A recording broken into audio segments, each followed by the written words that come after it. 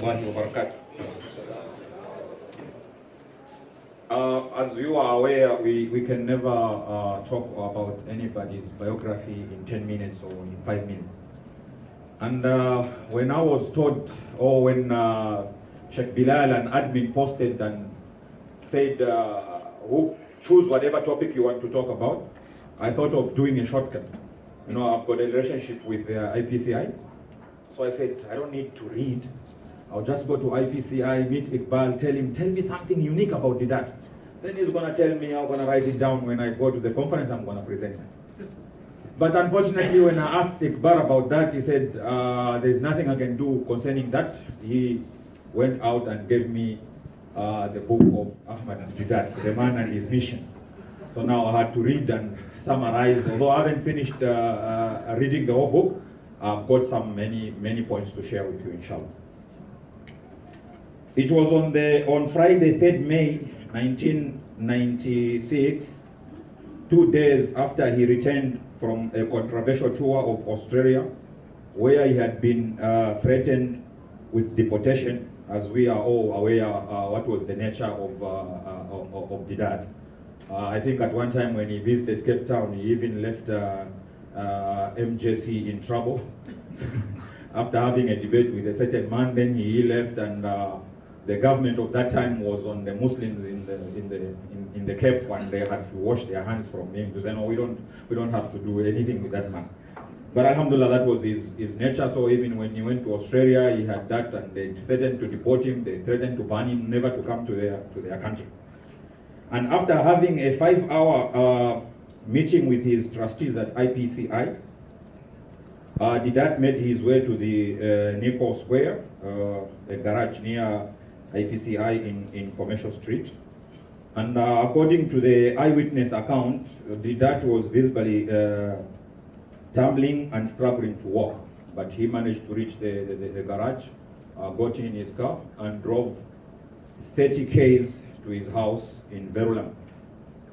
Upon arrival in Verulam, he couldn't move out of the car, so he had to phone the wife using the phone car, or car phone, or whatever you call it, for the wife to come and help him from the car to the house. And they called the family doctor. When the family doctor came, he said that Deedat had suffered a stroke. So they took him to Wentworth Hospital. And when they reached there and they examined him, they found that the stroke was called locked-in syndrome. It means the person is alive, but no muscle on his body could move. The only two things that were left to function was his brain and his eyes. Everything else had died. They took him to this hospital. He spent 9 months in Saudi Arabia, but they couldn't help him. The only thing they helped him was to communicate with others whenever he sees them. And, that's a unique part. If you have time, please read, and you see how he used to communicate. I think for the next 9 years, how he used to communicate with other people. But let me now come to his mission. What led him to study not only Christianity, but to study also Islam using the verses of the Bible, because that was like his specialist. You know, when colonization came to Africa, they brought their missionaries and they just wanted to preach Christianity, not any other religion. That's why those sheikhs who talked about the early Muslims in South Africa, they spoke about those rules or laws that were put in place. Even boards were created, especially here in Cape Town, where they wanted to convert the Muslims into Christianity. And I think the last board was only disbanded in 1976, I think, if I'm not wrong. So the colonization came with Christianity. And their first targets were not only Africans, they were Muslims who were living in Africa. Those are the first people they wanted to target so that they turned them into Christianity. And most of the Muslims at that time, they had no weapon, they had no answer to Christianity. Even Ahmed Deedat, he started studying about this when he was living at the place called Adam's Mission. It is a place near Durban.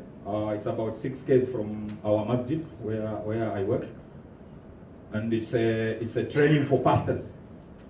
And there was a Muslim shop there. And these pastors, whenever they want to train about anything, they used to go to the Muslims.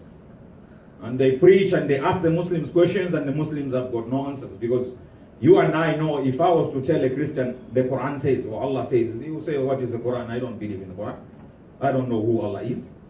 So it was a bit difficult to interact. Until one day, Deedat, he had this nature of liking to read even old newspapers, old magazines.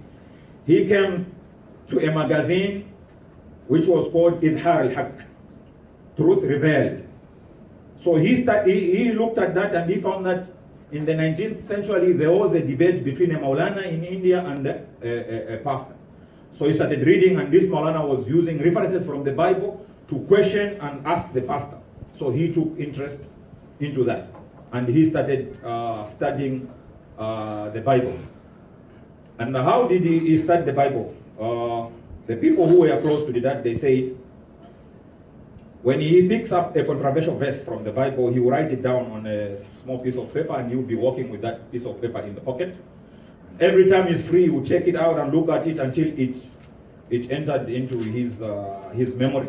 That's why we found that whenever Deedat was debating with Christians, no matter what the level of a Christian, he won't get the Bible and quote and say, no, John, let's open John what. Even if the Christian who's a bishop will be doing that, him will be quoting the Bible from memory. And Alhamdulillah, I had that privilege to learn with the IPCI concerning comparative religion.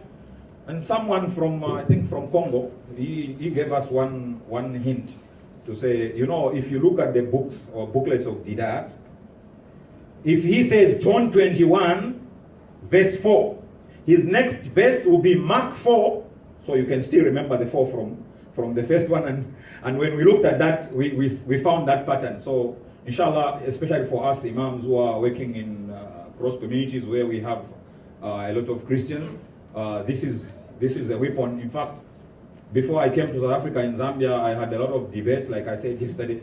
And one day I had a debate with a pastor, and he took all my books which I was using. And when I was following him, please return my books, he said, no, I'm still studying them. Then when I met him, like after 2 months, he told me, now I believe that Muhammad is a true prophet of God. So even if he didn't convert to Islam, but at least he believed that Muhammad was a prophet of God. So that is the little I had for you. Wa akhir da'wana alhamdulillahi rabbil alamin wa assalamu alaikum wa rahmatullah.